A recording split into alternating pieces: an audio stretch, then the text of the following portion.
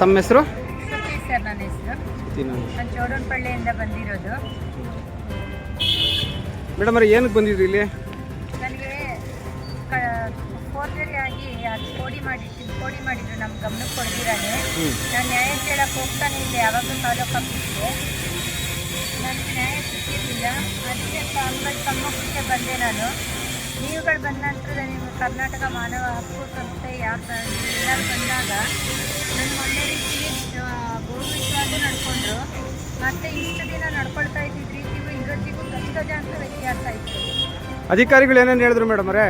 ಅಧಿಕಾರಿಗಳು ಬಂದು ಕೂತ್ಕೊಡಿ ಅನ್ನೋ ಮಟ್ಟದಲ್ಲಿ ಮಾತಾಡಿದ್ರು. ಇಷ್ಟು ದಿವಸ ನಮ್ಮನ್ನು ನಿಲ್ಲಿಸ್ಕೊಂಡು ಬಂದು ನೀವು ಏನಿದೆಯೋ ಅದನ್ನು ಪ್ರೂಫ್ ತನ್ನಿ ಅನ್ನೋ ನಮ್ಮ ಕೈಲಿತ್ತು ಪ್ರೂಫು. ಆದರೂ ಕೂಡ ಅವ್ರು ಇಸ್ಕೊತಾ ಇರಲಿಲ್ಲ. ಅದನ್ನು ಚೆಕ್ಕು ಮಾಡ್ತಾ ಇರಲಿಲ್ಲ ಯಾವುದೇ ಕಾರಣಕ್ಕೂ.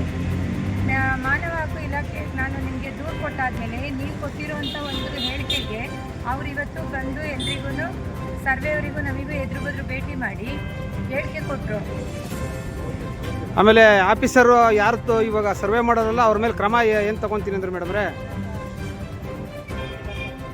ರೇಖಾ ಮೇಡಮ್ ಅವರು ಇವಾಗ ಫೋರ್ಜರಿ ಮಾಡಿದಾರಲ್ಲ ಅವ್ರ ಮೇಲೆ ಏನು ಆಕ್ಷನ್ ತಗೊತೀನಿ ಅಂತ ಹೇಳಿದ್ರು.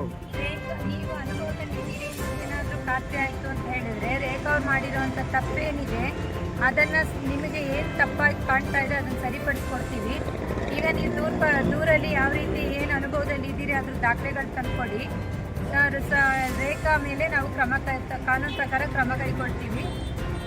ಮತ್ತು ನಾವೇ ದೂರು ಬರೆದು DDLR ಅವ್ರಿಗೂ ಕಳಿಸ್ಕೊಡ್ತೀವಿ ಅಂತ ಹೇಳಿದ್ದಾರೆ ಸರ್.